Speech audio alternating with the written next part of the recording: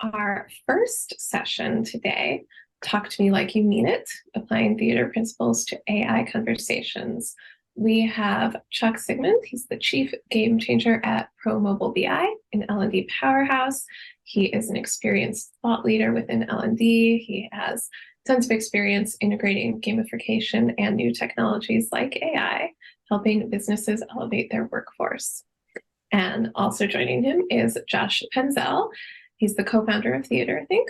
He's a strategic AI consultant with over 15 years of experience in sales enablement, process improvement, global strategy, and organizational innovation. He pioneered the TheaterThink methodology, drawing from his background in theater, which I know he's going to tell you more about, to create novel learning experiences for businesses like Zillow, Amazon, and Skillsoft. We are so excited to have them here today. And without further ado, I will let them get started. Thanks, Stephanie. Good morning. As Stephanie said, my name is Chuck Sigmund. I'm president of ProMobile BI, but even more important than that, I am the executive director of TheaterThink, which is an organization that Josh and I created, where we're trying to help people understand how to leverage the concepts of theater when they're building L&D programs. So I'll let Josh introduce himself. Yeah, and hello, everyone. I'm Josh Penzel. It's great to see so many people logging on and continuing to log on.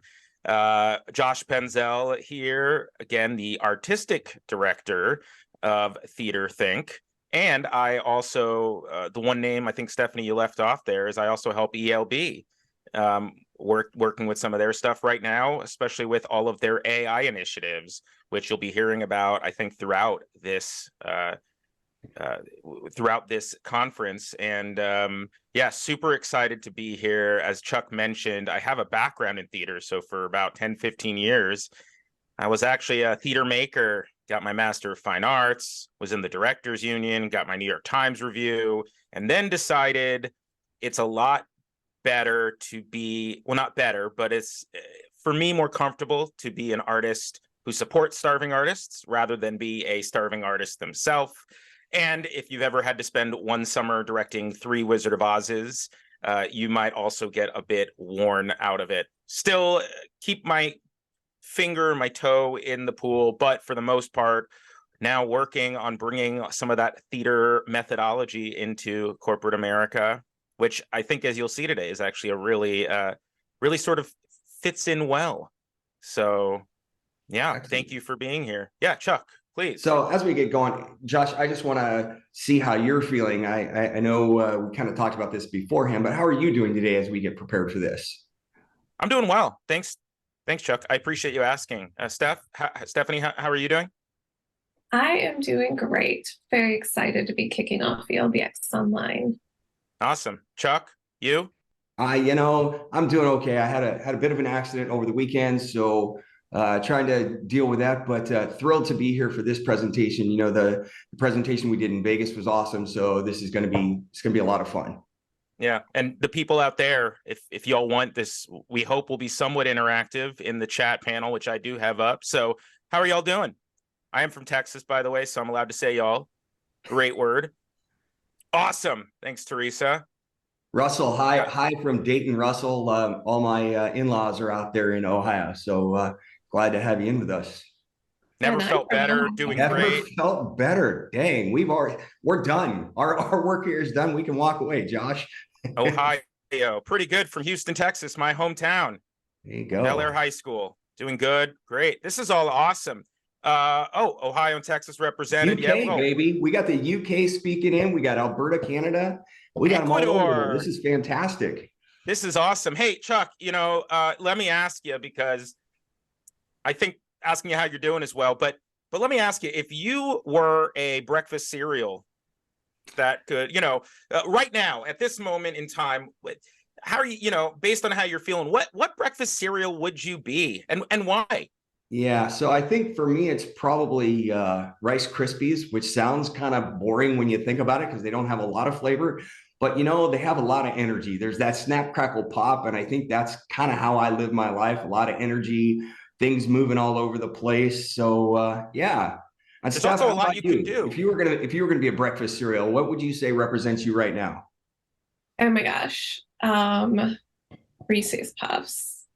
Is it because I'm wearing the orange jacket and they're kind of orange? I don't know, but you're really putting me on the spot here. So I'm kind of just going with my favorite breakfast cereal that my Ooh, mom we got used to buy for a us Fruit as Loops children. here. A lot going on Oh, right now. Love a it. lot going on. I love that. Hey, and Chuck, you were saying the snap, crackle, pop. It also occurs to me, I don't know, right? Rice Krispies. You can do a bunch with Rice Krispies, right? Yeah. You can move them into all sorts of stuff. Throw some Yeah, marshmallows in there. You got yourself a whole new snack, or you can make things out of it. So you watch those baking shows. They do a lot with that. yeah. I got You know, Special K on here. Anyone else? I'd love to hear how folks are doing. Soggy Raisin Bran. That's great. Oatmeal, not too exciting, but nourishing. Life cereal because you were enjoying life in Vermont. And these are all nice. interesting responses, huh, Chuck? Yeah, one of the things I notice about that as we ask, and we get caught a lot of times just asking the, hey, how you doing? And then somebody says fine, and we kind of move on. One of the things I really like about that exercise that you did, Josh, is it really drives us to not only think more deeply about our answer, but to really connect it to different things, right? You're not just saying, tell me what kind of cereal, it's that follow-up. Why? What is it about that cereal that's really resonating in this moment for you, right? I mean, I could have just said Rice Krispies and everybody be going, well, I wonder what it is about Rice Krispies that's interesting to him or that works, right? So I think that's a really great way of connecting us to something else and making us think about it in a different way. Yeah, and by the way, this is a great opener to do on your team meetings or with anyone, right? And there's something interesting when you just say, how are you doing? Well, who's fine? I'm fine. You're fine. Okay, good, awesome. These are great judgments. But notice how every time, and I love that, right? Malta meals, we got Boo Berry because I'm excited. We sort of have to explain why, and it allows us to all get on some sort of interesting page because Rice Krispies means something to me, right? Sometimes I'm going to ask questions about those rice, the cereal, but also I'm going to explain a little more. And that's something we do in the theater a lot, right? Is sort of say, hey, I have a play like any Shakespeare play, and it's going to mean different things to different people.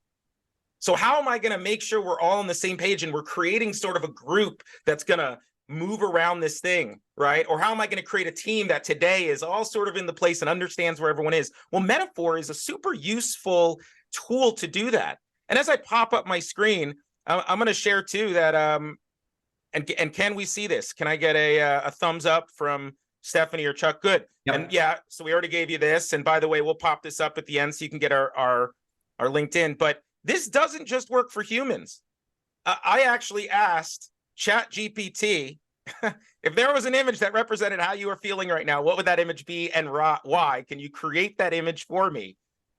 And by the way, it created this image. And I'm just curious if we can go into the chat for a second. What do you see in this image? Right? Like what is your response to this image? Which an image is a metaphor, right? Art is a metaphor.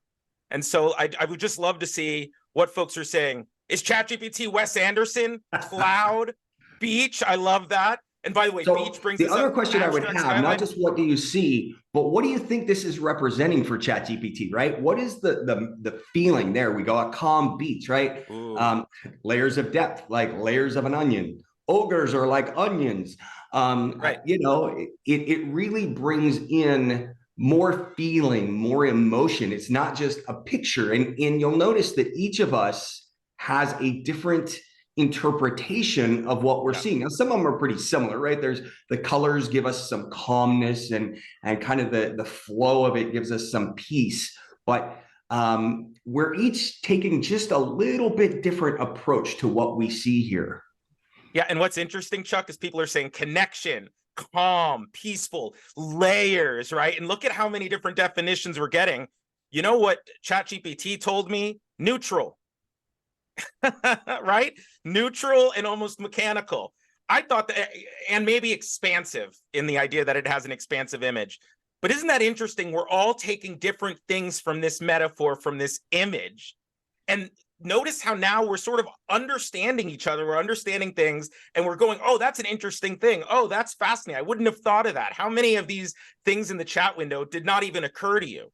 And notice how this idea of metaphor allows us to create this sort of common language between us, right? It allows us to all get on the same page to use another metaphor. And by the way, all of the images you will see in this presentation today were created by either MidJourney or Dolly, and so they were created by AI. Just another fun thing there. And this idea of creating a common language is actually what pushed Chuck and I to create TheaterThink. It actually comes from Chuck having a bit of a business issue, right? And I don't know, Chuck, if you want to share that just to get to the idea of, So years ago, and I hate to, I can't even believe I'm saying that, but many years ago, Josh and I both worked at Amazon within the Alexa department. He was on one side of the L&D world and I was on the other. And we got together one day because I was really struggling with an L&D business problem. I needed to create a program for our business. And I had gotten everybody together, all the different stakeholders, right? You got a C-suite level person in there. You got the operations manager. You had an HR person. You had a trainer. And we were having a conversation about what was needed. And, you know, I walked out after the meeting feeling like everybody had coalesced and was on the same page. And I walked out and 2 or 3 different people from that meeting came up afterwards to ask questions. And it occurred to me in that moment that we had completely different perspectives and ideas about what had just taken place in that meeting. And I realized that the reason was we were all using the same words. I was making the assumption that we understood them all the same way, but we didn't. And the most basic one when you and I talked, Josh, for me, was the word objective, right? Yep. When we go in as L&D experts and we talk about objectives, generally we're talking about learning objectives, right? But then if you talk about an operations manager, they've got a completely different meaning for that word. For them, it's about the metrics that they have to hit, right? How many calls per hour, how many average, what's the average handle time, all of that. The C-suite manager might have, you know, financial objectives or other business objectives. So when I'm using that word, thinking that we're all connecting on that and we're not, gosh, it was really a problem. And you started to talk about how in the theater, there's a really strict, I'll say strict, common language that is used, that everybody from the actors to the directors to producers, that is the language. And I had that moment of, if we could use that language in L&D and get everybody to kind of agree to it and coalesce around that language, it would be so powerful as we're building out programs. Yeah, and what I thought was really interesting, actually, you were saying objectives, and you were talking to other L&D folks, and I think the line I said was something to the effect of, it sounds like you're in different plays, right? I said, like, one of you's in a musical theater play, one of you's in Shakespeare, one of you's in Arthur Miller. You're all saying the same thing, but you're meaning different things. And what I just want to say, Chuck, about this idea of the language in theater is that occurred to you. What occurred to me was how we were able to use the metaphor of theater to say, oh, we need to create a common language, right? And I had been using metaphors for a long time. Sometimes when I'm with a team, I say, is this a Mission Impossible team, right? Does everyone have their specialties and we're putting together the team we need? Or is this like a NASCAR race, right? And the team got to come in and boom, boom, really quickly come out. And so, yeah. And, you know, something just occurred to me, and we didn't talk about this in the presentation we did in DevLearn, but as L&D folks, one of the things we often do, and I'm seeing it more and more often, which I really appreciate, is we're using stories for our L&D programs, right? We're putting people in the midst of those programs by using that metaphor, by connecting them, whether the story is, as you said, maybe a Mission Impossible theme, or maybe an Avengers theme or something. But the goal there is to really use a concept that everybody is familiar with, that is common, regardless of what your role is, regardless of what your position is. Now we all are using that common language, and can work through it together. Yeah, and with business especially, you know, it occurred to me, actually, theater is a really good metaphor, right? We call them performance reviews at the end of every cycle. We have job roles. And as we started thinking through this, we started realizing that what we do as L&D professionals, it's not performing or writing for an audience of learners. No, what we're doing is we are directing in a rehearsal room, which is the learning intervention, the actors who are the employees, and helping them take a play, right, which is what the business wants them to say, right? The script, if you will. And we're helping them do that in an engaging way. an authentic way. And if you've ever seen any play more than once, you've probably seen it with different actors. If you've seen Shakespeare, there's millions of different performances, even films they're doing differently. And they might be saying the same words, but it comes across different. And sometimes you can go, that was fake. That didn't feel right. And the goal within theater specifically is to help people consistently bring themselves to a script, even though in the theater they're saying the same words, they're moving to the same place, literally 8 times a week. And if you go and see Phantom of the Opera in Japan or in Vegas or in New York, at any point, you need to see the same show. You're paying the same amount of money. Whether the actors, by the way, are exhausted or whether they're super excited, whether something just happened in their life. And that's what we're trying to do with employees. We're trying to get them to perform authentically, even though they all have a very similar script. And who is their audience? The customer, whether that's an internal customer or an external customer. And, well, and I think you made one really great point in there that I want to emphasize, Josh, and that's that the director's role is not to tell the actor exactly what to do, right? I'm not going to tell you walk from point A to point B. I'm going to tell you what the outcome is that I'm looking for, right? And that's exactly what we see at work when we're trying to teach somebody something. If you're teaching a customer service associate how to do something, we are not giving them the exact script, or hopefully we're not. What we're doing is we're giving them, this is within this context, the outcome that we want when you're interacting with our customer. And here's the model, here's the structure in which you do that.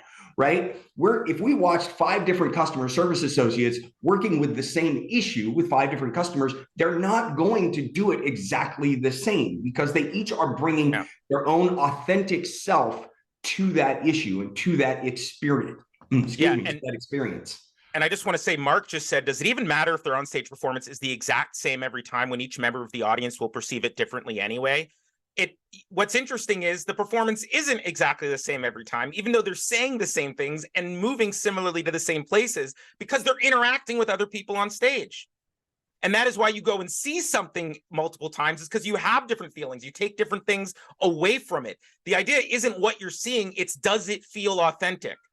You can tell when a sales professional is on the call and they're reading through a script, rather than when they are getting to some sort of thing they want, which is to help you make an informed decision. You feel the difference. And yes, it's somewhat improv in the sense that you are filling the vessel of whatever you're doing with something authentic. There's a reason that there are certain actors who we all are just drawn to, we think are so phenomenal no matter what they do. It's not because they can play different roles, it's because they can play those different roles authentically. All right, so what does this have to do with AI? Well, I'm going to contend, and I thought this was so interesting when GPT came out, or ChatGPT came out, and everyone jumped on it. What we are trying to do with AI is not tell it to do something. What we're trying to do is help it perform for us. And we are directing it, right, to try to get it someplace. And Chuck, well, actually, let me take a step back here because I actually jumped through it. This sort of theater as a metaphor thing, right? We did break into something called the 4 M's. Right. And I just want to go through these first of all. First of all, there's the metaphor. So for us, there's the metaphor of theater, or there's the metaphor of Mission Impossible, or there's the metaphor of a race car track. Right. And then what we start doing is we start discussing the mechanics of that. So if we chose cereal as the metaphor, we started saying, oh, there's different types of cereal. There's different ways that it cracks cracks. What is it? Pops, crackles, and pops. I'm now screwing up my snap, things, crackle, right? and pop. There you go. And then in doing it, right, as we were all sharing, we sort of are going through and using these mechanics in a certain way. And then we have that aha moment, that muse moment, right? Now, what we're going to focus on really today mostly is this metaphor of theater. You'll see us using the mechanics of theater when we're talking to AI. We're going to do it. I'm actually going to show you an example, which is that mode. And hopefully you're going to take something away from it. Just like every time we use AI, we need to have that moment we say, this was what I wanted. This is not what I wanted. And then we can repeat the cycle. All right. And so those on the phone, I'm going to interrupt for just a moment. Go ahead and take your phone out now, because we're going to give you an opportunity to follow along and practice with us. So just have it out. So when we get there in just a minute, you'll be ready. Yeah, you could do a second tab too, but we find sometimes double, whatever is easier. Okay, so let's talk about this directing AI thing, right? Which is basically what we're trying to do. Just like we have learners, and by the way, this means that you as learning and development professionals already have the skills you need to work with AI effectively, right? You do not need to go buy a prompt engineering workbook, right? Because again, we're not trying to tell AI what to do. We're trying to help it get where we need it to go so it can help us in the best way. And Chuck, you like to talk about the difference between sort of Google and AI, and I think that helps frame what we're about to talk about, right? Yeah, and I'm probably going to offend a few people on the phone here in just a minute, and I'm okay with that. I'm going to tell you that 90% of people who are using AI right now are using it incorrectly. And those who are going out and buying predefined prompts and such, again, I don't think that's the best solution. The difference between Google and AI, like we're going to talk mostly ChatGPT today. Google is what we call an answer engine, right? You have a question, you type your question into Google. How many billion people live in India? And it gives you an answer. In fact, it probably gives you a million different answers because there are a million different sources for that. But that's really the end of what Google can do, right? You ask a question, it gives you an answer. When you work with ChatGPT or the other AI tools, those are not answer engines. They're what we call reasoning engines. The purpose of ChatGPT and the other AI tools is to be a co-generative partner with you to help you develop solutions to questions or problems that you may have. When you think about them that way, they become essentially a work partner, a work assistant. Now, I'm going to ask a trick question to all of you, and if you can put the answer in the chat, what does AI stand for? I'm going to challenge you. We're going to want to change your answers, I'm guessing. Nobody's answering. There we go. Artificial intelligence. No, okay. Artificial intelligence. And I'm going to challenge you to change that mindset. There we go. Julie Westcott, you and I are spirit animals. I would like you to change your mindset from artificial intelligence to augmented intelligence. And the reason for that is that an AI tool is not artificial intelligence. It only holds the knowledge and the intelligence that we as humans have given it. It is not capable of making decisions on its own. It's not capable of doing anything until we give it some input. We work with it in partnership, yet, says Michelle. That's a little scary. The framework that I like to think about is, let's imagine you're a senior instructional designer, and I say to you, I'm going to give you a junior ID to work directly with you. And you say, great, I need all the help I can get. I'm really busy. And we take that person and we set them next to you in a chair. What are they going to do? They're going to sit there because they're waiting for you to give them the context, to give them the direction, to let them know what it is you're working on, what you need, what role you need them to play as they are supporting you. Their work augments what you're doing. That is exactly what we see ChatGPT doing. The other piece, I'm going to go one more place and then I'll turn it back over to you, Josh. The other really key piece in all of this that ChatGPT and the other AI tools can do that Google cannot, and this is incredibly critical, they can remember. If you ask Google a question now, and then you ask it 4 or 5 other questions, and then you say to Google, hey, Google, go back and look at that first question I asked you and continue answering it or add some more context to it. Google's going to say, I have no idea what you're asking me to do. It doesn't have that concept of, oh, we've got this conversation going, this thread going. But with ChatGPT, you can start a conversation. You can even go off on a different path, and then you can come back and say, hey, remember when you said in that first section, you gave me 10 bullet points. I want you to look at those, and I want you to only pull out the first 4 bullet points, and I want you to elaborate on those. And it's capable of doing that and building on that with you as you give it more information and more feedback. Yeah, and Chuck, you say, and I really like this, it's not and by the way, when we're saying AI's been around for a long time. What we're really talking about is this sort of generative AI, this sort of this way you can talk with these large language models. And Chuck, you even say, and I love this, it's not generative AI, it's co-generative AI. Because if I sit there and I don't type anything in or I don't talk to it, it doesn't do anything. And by the way, also, it just occurs to me when you're saying Google, you're talking about the search engine, which if you're watching this, I don't know, 2 months from now, maybe by that point, Google does remember. But we're talking about it as it exists today, November 7th, right? 2023. And so that co-generative AI is super important. And that's why we're going to direct the AI to almost create a performance, right? And this is going to become more and more useful, by the way, now that GPT and OpenAI are putting out all these new features that are going to let you create agents and assistants and all of this cool stuff. So how do you essentially create an assistant that has the right boundaries around it, right? We're going to get there by directing the AI and trying to create something. And here's the steps that I'm going to say we go through, and I'm going to put them in these theater terms, but I welcome you, if there's a metaphor that works better for you, to put it in that metaphor so you remember it. And none of these are rocket science or are fixed, so to speak, right? It's like that ADDIE model. It sort of is holistic. Okay, so the first thing we're going to do is we're going to choose the play. Like, what is the problem? What is the context? What is the thing we are trying to solve? That's what I'm going to call the play for my purposes. Right? And generally speaking, world, for us, this would be the business problem that our stakeholder comes to us with. Yeah, exactly. And by the way, it doesn't have to be a business problem. If you wanted to ask it a personal thing, right, it'll do that with as well. But let's talk about this in the business sense. Okay, then I'm going to set the scene. So I have the play, but like, where is this play taking place? Sometimes plays will tell you exactly where they're taking place, right? But sometimes you're going to have different places depending on how you're interpreting it or what's around. So if we're setting the scene and we have a business problem, what kind of company are we at? Who are the people involved in this problem? Where are we having the most issues? What is all the context, the given circumstances, to use a theatrical term, that we can provide in order to start setting boundaries for the AI, so it's not just making a choice to go anywhere at any point.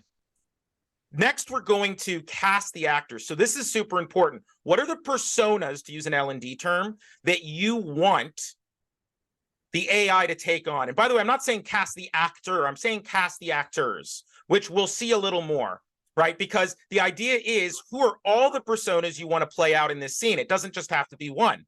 And I'll show you a great way that you can sort of think through this much simpler if you only want to say, I want to cast one actor to start with. Okay, then we're going to ask and suggest. In theater parlance, we're going to give it notes. I want to point out, I'm not saying tell. What I'm saying is ask and suggest, because the AI, it's smart. Just like a human, an actor is smart. They come with their own things. What I'm going to do, just like in a good coaching session, is I'm going to say, hey, what if you did X, Y, and Z? What do you think if we did this? Why not try that? Because it might have ideas that you did not even think about. What you are doing is responding to what it's saying, and then you are trying to nudge it into different places in order to get what you see is good, right? What you are really doing is responding. And finally, and this is what Chuck likes to call the secret sauce, and you'll see how it works in a second, we're going to lock that script, right? We're going to get it to a place we love it, and we're going to go, oh man, that was exactly what I want. Let's lock this script. Let's lock it up. Let's get what I think in AI terms we're calling a prompt. And we're actually going to have AI build that prompt for us, so we don't have to know what it's going to be at the top. And Chuck, I know you love this part. So yeah. As Josh says, for me, the day he taught me how to do this piece, I was just mind blown. I call this the secret sauce because, as I said, with ChatGPT and these other generative AI tools, you're going to go back and forth. You're going to have a conversation. You're going to ask it questions, as Josh points out. You're going to say, oh, what if you did this instead of that? What if you took on this different role? And at the end, you're going to get the solution, not the answer, remember, the solution that is ideal for you, given all the context and all the information you've given it. That may have taken you, let's say, an hour of back and forth with ChatGPT, right? And you've had many different prompts, you've changed different things. You can get there to the bottom. And this is where it's just mind blowing. You can say, ChatGPT, I'd now like you to go back. This is the memory part, right? I want you to go back through our entire interaction, and I want you to create the single prompt from everything we did that would get us to where we ended based on where we started. So give me one prompt that encapsulates all of the different interactions that we just did, so that next time, if I want to come back and do this again, I just need to give it that one single prompt.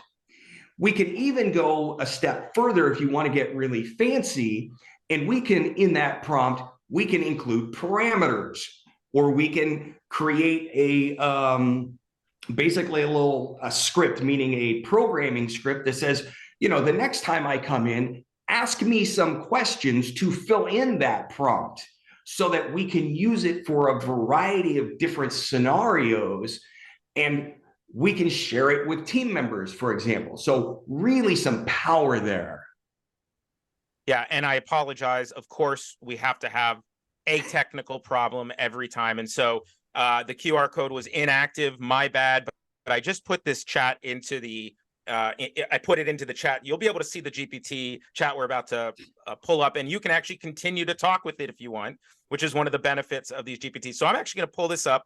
We're going to use a business problem of, I have a customer support team, right? And I want to, I need to fix some problems there, right? So let's choose the play. You're trying to improve CSAT scores for a customer service department. That's the problem. And by the way, I just want to point out, if you don't want to take the mental energy to type all this stuff out, just start with one, and then we'll give notes based on that. So this is the play. Now let's set the scene a little bit, okay? You work for a large tech company selling SaaS solutions to help manufacturing companies optimize their supply chains. The three largest complaints from customers are time to solve issues, customer service reps who sound rushed, and reps who are difficult to understand. I'm not trying to boil the ocean here. I'm just putting in what came to mind to make it easiest for me. Now I'm going to cast those actors. Look, I want you to assess the problem as if you're a strategic consultant specializing in improving CSAT scores. Once you understand the problem, propose a solution. That's the first actor and what I'm telling it to do. Now it's going to do the second actor. Then I want you to become an instructional designer, put together a possible training program that executes on a proposed solution. Hey, I'm going to give it another actor now. Once created, review the program as though you're the head of customer success, the CEO, and a customer service rep. Finally, I want you to look at all the possible results as if you're a customer of the company and identify any gaps that exist. So I've just given it a whole slew of actors, and now we're basically going to press enter and say, run the scene. And look what it's going to give me. It's going to, first of all, assess this as a strategic consultant, and you can look through all of this later, right? Then it says, all right, let me put together the problems. Here's a solution. And here's the instructional designer creating a training program. Here are the reviews I get, right? Here's the customer's perspective. Look at all this great stuff. Now I'm going to say, great, this was all good. Who else should review the plan and provide the feedback? I'm giving it notes now, right? I'm directing it. Yeah. And I didn't say, go do it from these other point of views. I said, who else would you say I should do? Yeah, and let me jump in there for just a second, Josh. You know, Josh, being as experienced as he is, added all of those personas up front.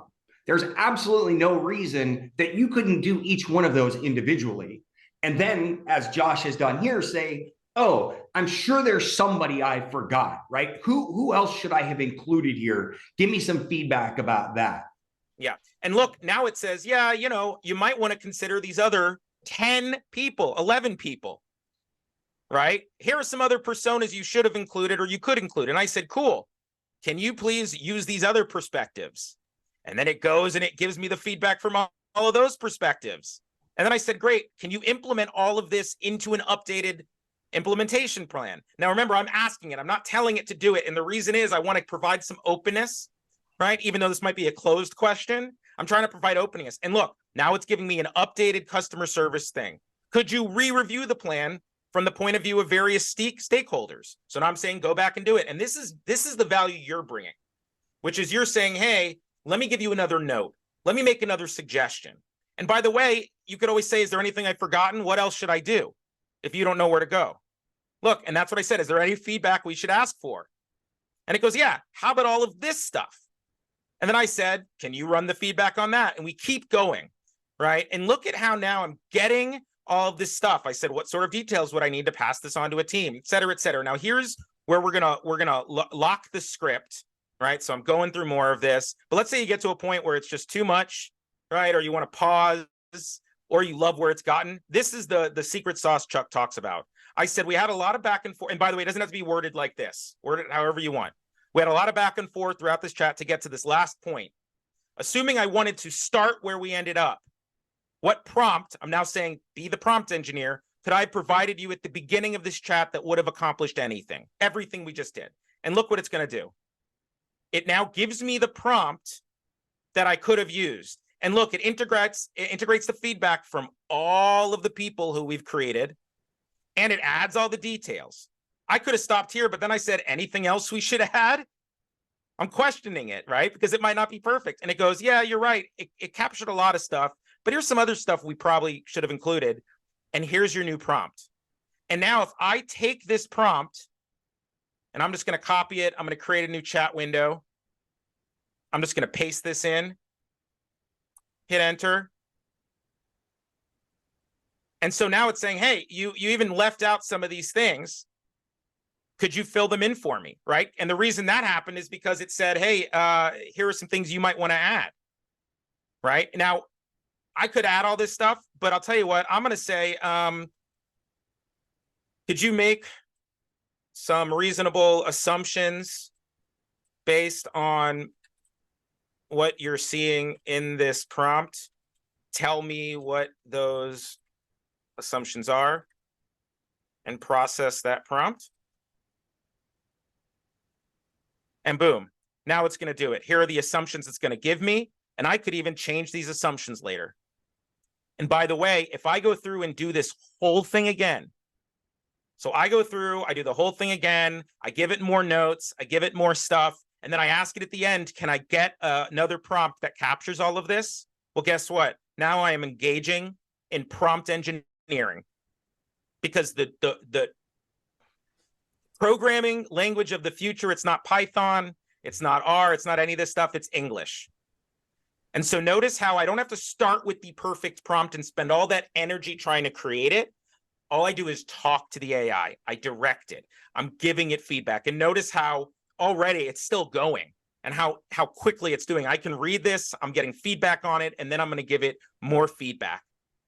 All right. And one thing I want to note here, yeah, it looks like singular, present or past, that Josh gave it a whole lot of detail.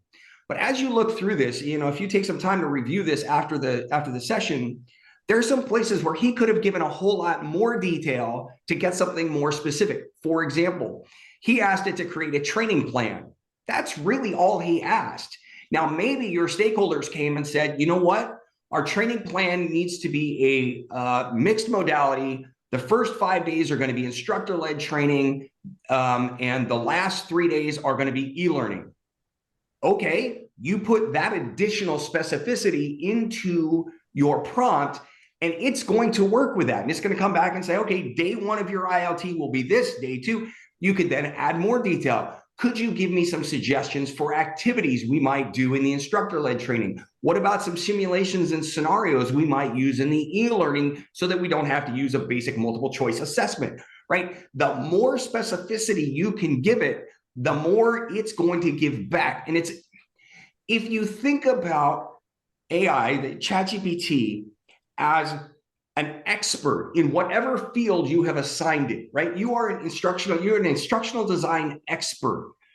How would you interact with a human being in that way, right? I use the example of a nuclear engineer. I know nothing about nuclear engineering, but if I wanted to learn something, I might go to my friend who is a nuclear engineer and say, hey, tell me a little bit about how a nuclear power plant works, right? And he's going to give me probably far more detail than I need, because I'm not going to understand 90% of what he says anyway. And then I'm going to come back and say, okay, that's interesting. Could you describe more about this part of it to me? Because I didn't really get that. That's all you need to be doing here with ChatGPT, having that back and forth conversation to clarify, to get more detail where you want it. You can even say, explain to me how a nuclear power plant works as if I'm a 5th grader. We actually did this and did a little example at the conference with someone. We said, okay, tell me as if I'm a fifth grader. And it gave you, you know, kind of a high level, this is how it works. And I said, okay, now imagine I'm a high school graduate. Then I said, now imagine I have a PhD in nuclear engineering. Same answer in terms of content, the level of detail, the granularity, the specificity I got, way different across those three options, right? And it's just about telling GPT what it is you want, how you want to interact with it, and it's going to respond in kind. Cool. And you'll just see I'm working with this. You can see how I'm doing this. I'm just giving it, you know, giving it more feedback and asking it for more stuff. Quick, I'll just say this, a quick sort of tip before we close out. Let's say you create that perfect prompt. And you want to share it with other people, like basically you want to give them this tool. I'm just going to, for instance, paste that prompt in we had previously. If you go up here to the top, or let's hit it actually, right? You can go up here to the top and hit this share button, which of course I can't share chat. If you hit copy link, it's like what I just did with y'all. And actually I'll do this and you can see how it works. I'm going to put this into chat, and now you could hit continue conversation, and now you can literally use this, put your own information in, and now you could say, hey, can you change this to customer service? Can you change this to that? And now you have your own play, and I've just shared it with you. You know, and so this is how you build a library of prompts for your team, right? Now, I want to go back because I told all of you at the beginning that I think a lot of you are using ChatGPT incorrectly, or you're not doing. When you go out and buy a set of prompts, you go on LinkedIn and you see these people who are selling, the top 10 prompts to do X, Y, Z. Those prompts work for them. And in most cases, they haven't included a whole lot of detail about the persona. They haven't included much detail about the business problem. They haven't gone back and forth. It really is as close to a question prompt as you can get for ChatGPT. My argument against that, or my issue with that, is that doesn't fit your model, your business problem, right? It may get you thinking in the right way about, oh, this is the kind of information I need to add. But I think if you just sit down and start to have this conversation with the AI tool, you're going to be much better off. And you'll be amazed at how quickly you can get to a solution, because there is nobody who knows your business problem better than you do, right? Nobody that you buy something from off of LinkedIn is going to know your business any better than you do. You're going to be the one who can put in that context, who can put in the personas, who can give it the notes to get to the solution that you're looking for. Yeah, Chuck. And, we were trying to think of a good way in closing here. We're trying to think of a good way to close such an amazing presentation. What would really leave, what would be a good zinger at the end to show you the power of having an assistant? And if you don't know, ChatGPT actually has, I'm going to just show, oh, you can't see the app. All right. So they have an app here, ChatGPT app. I highly recommend you download it and play with it. I'm just going to try something real quickly, and I promise this isn't planned. I mean, the idea is planned, but nothing has been previously typed out. And let's see how this does. I'm giving a presentation about using the principles of theater in order to talk to AI. Right now, I am giving the presentation in front of a bunch of people at a conference called ELBX Learning, and it's an online conference for L&D professionals. I need to come up with a great closing for my presentation. Can you take on my role as the speaker, and can you give that closing for me right now?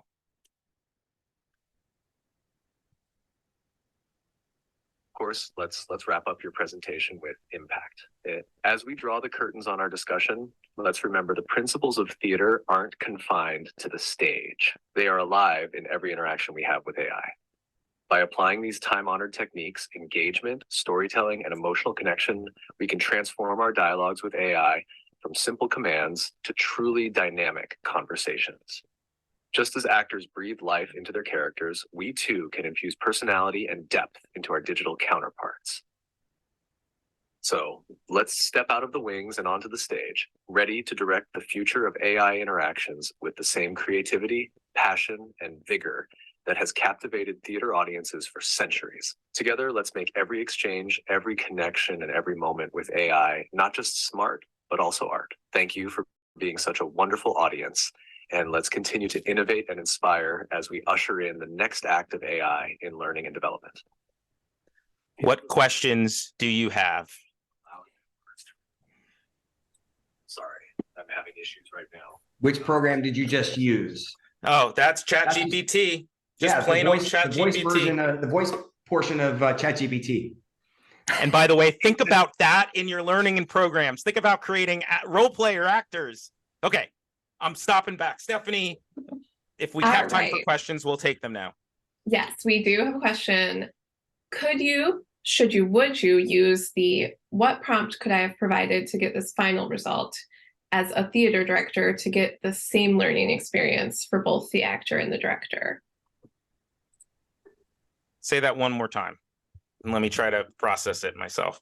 Would you use the what prompt could I have provided to get this final result part as a theater director to get the same learning experience for both the actor and the director? And Mark, if you want to throw some more context in the chat to the question, you can go ahead. Sounds like the question is, in real life, Josh, as a director, would you use the same concept with your actors and your directors? Absolutely. I'm learning as a director. How do I work with this actor? So I wouldn't say prompt, but I'd say, hey, that was it. Wow, I felt it. You know, so I could work with you better next time. What did I say? Or what got you there? Yeah. And I think one of the examples, Josh, that you have given that helped me understand some of this is, as a director, I'm not going to say to Mark, I want you to walk from point A to point B. I'm going to say, hey, Mark, you need to get to point B, and you're angry. Now Mark's going to do something authentic, right? He's going to, he's not going to just walk in a robotic fashion. He's going to have that emotion involved as well. Yeah, I'll actually correct that, Chuck, which is we wouldn't say be angry, because being angry, I'm going to paint anger on it. Yes. What I'm actually going to say is, I need you to get that thing, and you have these things in front of you. Yep. Go do it. Right. And if they're not angry enough, I'm seeing maybe that I want more anger, or I think they need more anger. I'll say, what do you want to do to that person? What are you trying to get from that person? How are you going to get to that end goal? What do you think? And they'll say, well, I'm frustrated this person isn't doing it. I said, okay, what if you tried pushing more? What if you tried, slapping them with your words? And what will happen then is we get true anger, authentic anger. And by the way, this is somewhat what we do with sales professionals, right? I also see, can you recommend an excellent resource to learn ChatGPT? You can find, all sorts of stuff online if you want, but my recommendation is either contact ELB for a boot camp for folks, or ask GPT. Hey, I'm trying to learn how to use you. I'm a beginner. Can you tell me, like I'm a child, how I could chat with you to do X, Y, and Z? Yeah, or to use the secret sauce, if you will, throw a few prompts in there and then say to ChatGPT, hey, I'm new at this. How could I have made those prompts better? What would have made those work more effectively? What would have given me a better answer?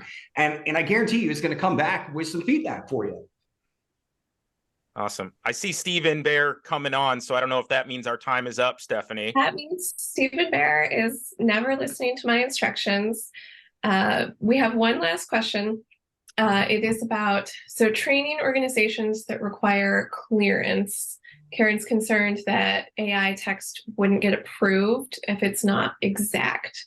Do you have any recommendations about controlling the AI sources, making sure it's only referencing accurate information?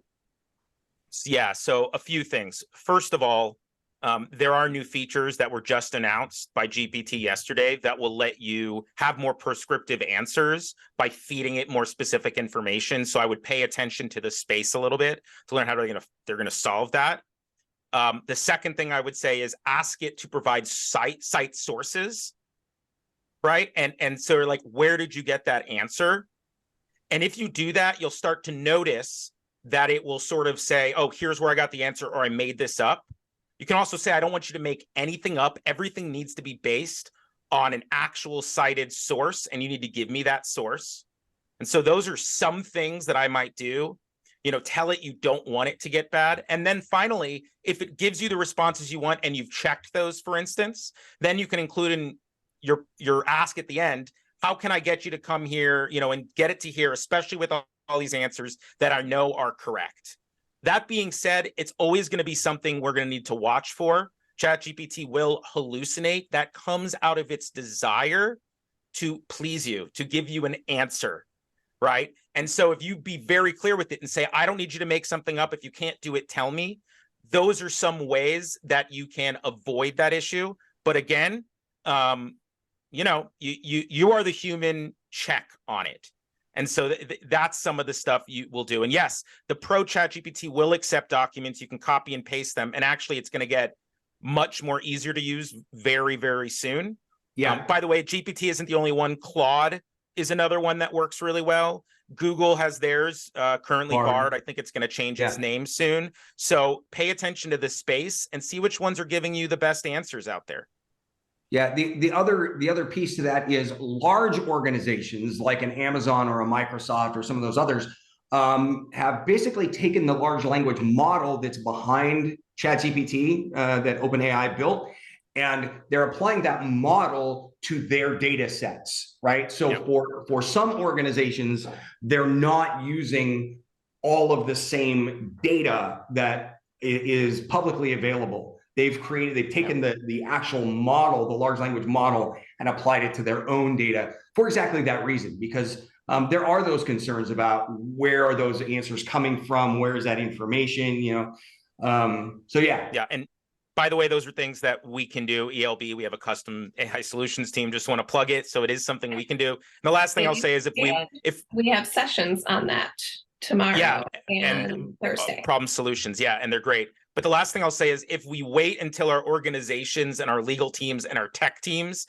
get on board, if we wait to start then, we're going to be years behind. Already in the last 9 months, everything has changed drastically. We've released so many new features. So I would say, independent of what your organizations are doing, train yourselves, train your teams on whatever ways you can, even if that's personally on your personal devices without using confidential information, right?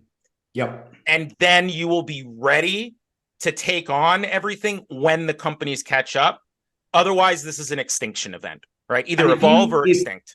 If you want like some background information on the technology behind AI tools and such, there's a great learning path on LinkedIn Learning that's put out by a combination of Microsoft and LinkedIn. It's all free. I think there are about 8 courses in it. It really is just this is what AI is. This is how this came to be, that sort of thing. And I think that creates a great foundation for you to understand how all of this is built. Until it changes.